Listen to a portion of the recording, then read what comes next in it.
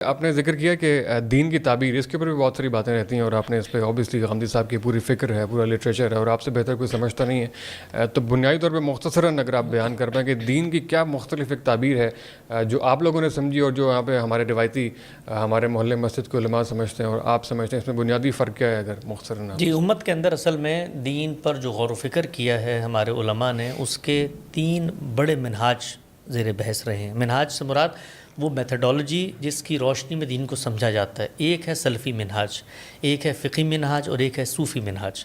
سلفی منہاج کے اندر اصل کی حیثیت روایت کو حاصل ہے. ہم یہ جانتے ہیں کہ اللہ کے پیغمبر دنیا میں تشریف لائے، وہ کوئی نیا دین لے کر نہیں آئے تھے، وہی دین لے کر آئے جو آدم علیہ السلام سے جاری تھا. آپ نے دین کے واحد ماخذ کی حیثیت سے 2 چیزیں دنیا کو دی ہیں، ایک قرآن، ایک سنت. اور تیسری چیز آپ کے اپنے علم و عمل کی روایت ہے، رسالت مآب صلی اللہ علیہ وسلم کی زندگی کی تاریخ، آپ کا اسوہ حسنہ، آپ کا سیرت و سوانح، آپ کی دین کی شرح و وضاحت، تفہیم و تبیین. یہ ذخیرہ حدیث میں ملتی ہے. اور پھر آپ نے ایک جماعت پیدا کی، اس کی روایت، اس کے آثار ہیں. تو یہ 3 چیزیں ہیں جن میں کانٹینٹ کے لحاظ سے دین بیان ہوا ہے. سلفی تعبیر یہ کہتی ہے کہ دین کی انڈرسٹینڈنگ میں جو اصل کی حیثیت ہے وہ روایت کو حاصل ہے.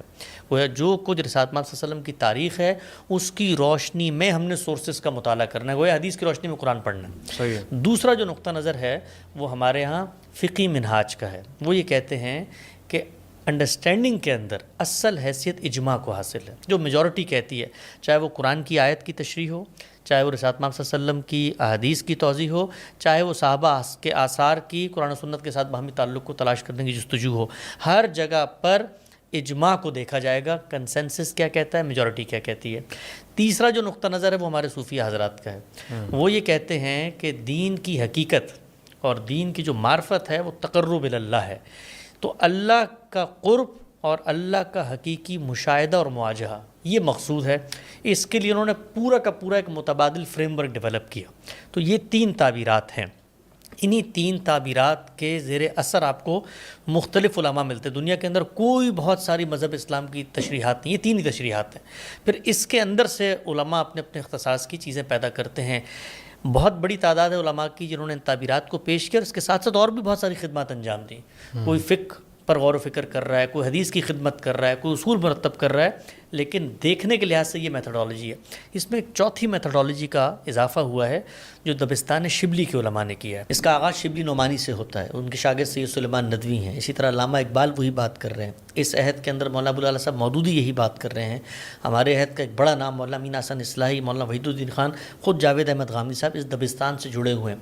ان لوگوں کا دعویٰ یہ ہے کہ جو سورسز آپ کے پاس موجود ہیں ان کو فقہ، کلام، تصوف، تاریخ، فلسفہ، اس سب کی آمیزش سے علیحدہ کر کے براہ راست سورسز پر غور و فکر کرنا ہے، اور سورسز کی جو تھاٹ ڈیولپ ہوا ہے اس کو ریکنسٹرکٹ کرنا ہے، ری لرن کرنا ہے، کریٹیکلی انالائز کرنا ہے.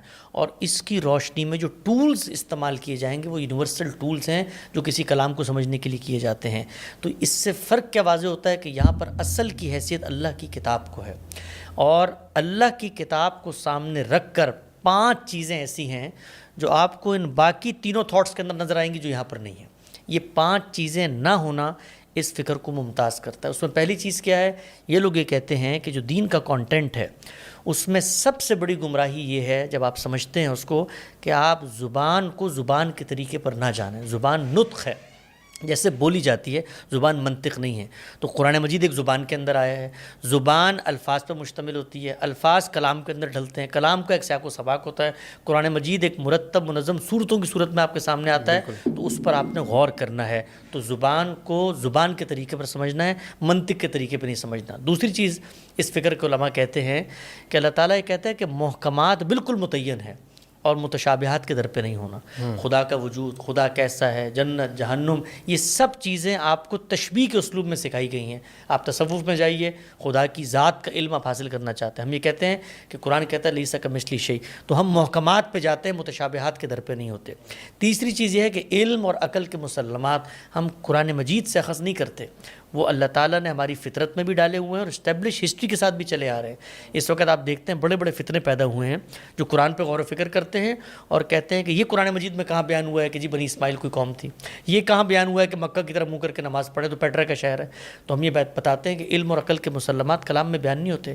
چوتھی چیز جو فکری گمراہی کا زینہ اور بنیاد ہے وہ یہ کہ جو اصل ہے اس کو نظر انداز کر کے جو فرع ہے اس کی روشنی میں اصل کا مطالعہ کیا جائے، گویا حدیث کی روشنی میں قرآن کو سمجھا جائے۔ ہم لوگ یہ کہتے ہیں نہیں، قرآن کی روشنی میں تاریخ کو سمجھا جائے گا۔ حدیث زمانے رسالت کی تاریخ ہے، لوگوں نے اپنے انیشیٹو پہ بیان کیے، رسالت محمد صلی اللہ علیہ وسلم پر اس کی کوئی ذمہ داری نہیں ہے۔ اس کو قرآن کی روشنی میں سمجھنا ہے، اس کی روشنی میں ہم قرآن کی تعبیر نہیں کر سکتے۔ اور پانچویں چیز ہم یہ کہتے ہیں کہ جو دین کے سورسز ہیں وہ قرآن و سنت ہے، اس کے علاوہ کسی سورس کا آپ اضافہ نہیں کر سکتے۔ آپ کہیں اجماع امت، اس کی روشنی میں ہم دین کا جائزہ لیں گے تو ہمارے نزدیک یہ بدعت ہے۔ یہ 5 گمراہیاں ہیں، فکری گمراہی کے 5 مراحل ہیں جن سے ہم اپنے آپ کو الگ کرتے ہیں، اور یہ 3 منہاج ہیں جن کی جو بنیاد ہے، جن میں جو اصل کی حیثیت جس کو دی جاتی ہے، ہم اس کا انکار کرتے ہیں۔